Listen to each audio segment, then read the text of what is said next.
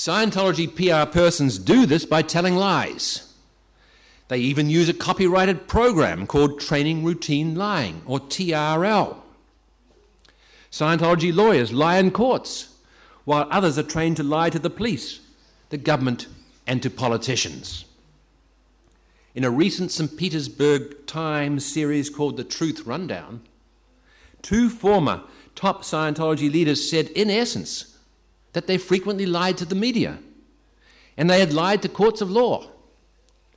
Marty Rathbun was formerly deputy leader of the Scientology organization, and Michael Rinder, who I've mentioned, was formerly the Scientology public relations spokesperson and commanding officer of the Office of Special Affairs. When Scientology public relations fails to discredit or silence a media person or critic, then the organization turns to investigation and intimidation by private investigators. And if those abuses fail to deter the media critic or reporter, then Scientology brings in the lawyers.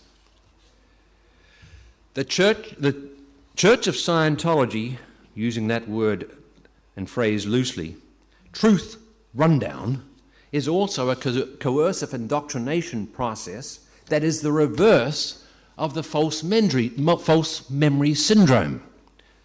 Eyewitnesses to Scientology crime and abuse are mentally processed and mentally manipulated through the Truth Rundown.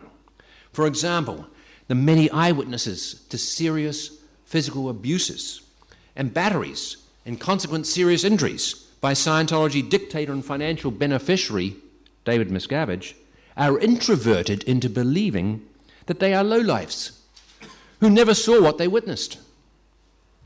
This is nothing less than the obstruction of justice. And at the same time, Scientology spouts that it is the most ethical group on the planet. However, as with so many words, Scientology has redefined ethics as essentially being conduct and communications that benefit the greatest number of Scientologists, as being conduct that makes whatever the objective is go right, and that the end justifies the means, whatever means are required to achieve it. For example, in the pending Moxon versus Berry litigation, it doesn't matter that Moxon used blackmail, bribery, paid perjury, fabricated lawsuits, crime, fraud, and extortion to get an ironic Scientology vexatious litigant order against me 11 years ago. Mr. Moxon expressly does not comprehend how a later court can question the criminal conduct Moxon used to commit frauds upon multiple courts and then to corruptly cover them up. Because Scientology believes it is above and beyond the law, and because one day it believes it will be the law. Its agenda is to become the law of the land before the nations of the world wake up and realize it. So to Scientologists and their legal counsel, the ends really do justify the means, and Scientology must always win, whatever the costs, and however despicable their tactics and false statements may be. This is typical Scientology conduct, and it is the bread and butter of Scientology's public relations and courtroom conduct. Scientology policies and practices on lying as part of its public relations and its use of celebrities as part of its public relations have had a very profound and adverse impact upon politics and the law. During the Clinton administration, the Scientology commercial and criminal enterprise was finally granted tax-free status in the United States on the basis of a specially handled application that was more fiction, misrepresentation, omission, and obfuscation than it was fact. At the same time, Scientology celebrities took fabricated or grossly inflated complaints of international religious persecution to the media and politicians. This diverted and distracted the American government from the growing reports of Scientology forced labor programs, forced abortions, international human trafficking, and money laundering. Scientology's attack of the celebrities extended to the corridors of the United States Congress and to the White House. President Clinton said he had roomed with a Scientologist at college and had liked him.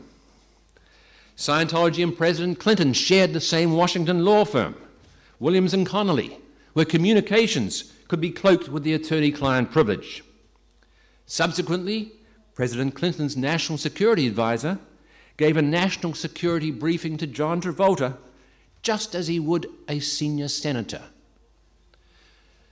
The United States Department of State started including Scientology as a persecuted religion in its annual human rights reports, even though the European governments were focused only on Scientology fraud and crime, and Scientology's human rights abuses of its members and critics alike. The United States State Department even intervened in a copyright dispute involving Scientology in Sweden. Prominent Scientologists openly contributed to the campaigns of helpful members of Congress, who then spoke out against Germany's investigation of this extremist political group. Top Hollywood lawyer Burt Fields, who represents Tom Cruise, organized 34 Hollywood celebrities to write to the German government, and they compared the German government's investigation of Scientology's political takeover plans, crime, fraud, and human rights abuses to the Nazi persecution of the Jews. These Hollywood celebrities included Dustin Hoffman, Goldie Hawn, Oliver Stone, Mario Puzo, and even CNN anchorman Larry King. At the time, Scientologist Greta Van Susteren was also at CNN. Jewish leaders in Germany responded by saying the accusations of the Hollywood celebrities bore no resemblance to the facts and were an insult to the memories of the Holocaust victims. This Scientology public relations exercise backfired horribly. Nonetheless, the United States Department of State continues to be an ambassador for Scientology around the world.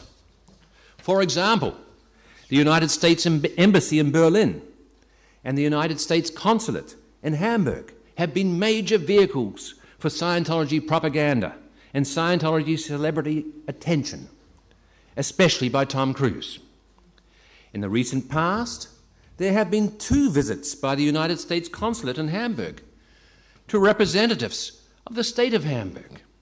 In one meeting, the US State Department representatives condemned the public funding of my visits to Hamburg. The United States State Department erroneously claimed I was engaged in religious discrimination. In another 2-hour meeting, the United States Department of State representatives wanted to know who gave Ursula Caberta permission to write a book that is critical of Scientology. No one, she responded. Germany is a free country. I do not need the government's permission to write a book about my work with former Scientologists. This irregular activity of the United States government violates the Establishment Clause, as several courts have recently suggested in the Sklar versus IRS case. Under the 1993 tax agreement between the United States Internal Revenue Service and Scientology, the United States government is contractually obligated to intervene on Scientology's behalf with foreign governments and Interpol, the International Police Organization. In 1997, a German Scientologist was granted political asylum in the United States because she would be subjected to religious persecution in Germany. This was another Scientology fraud upon the United States government and intended as a public relations embarrassment to Germany. Unlike the tame American press, the German media were quick to expose the fraud.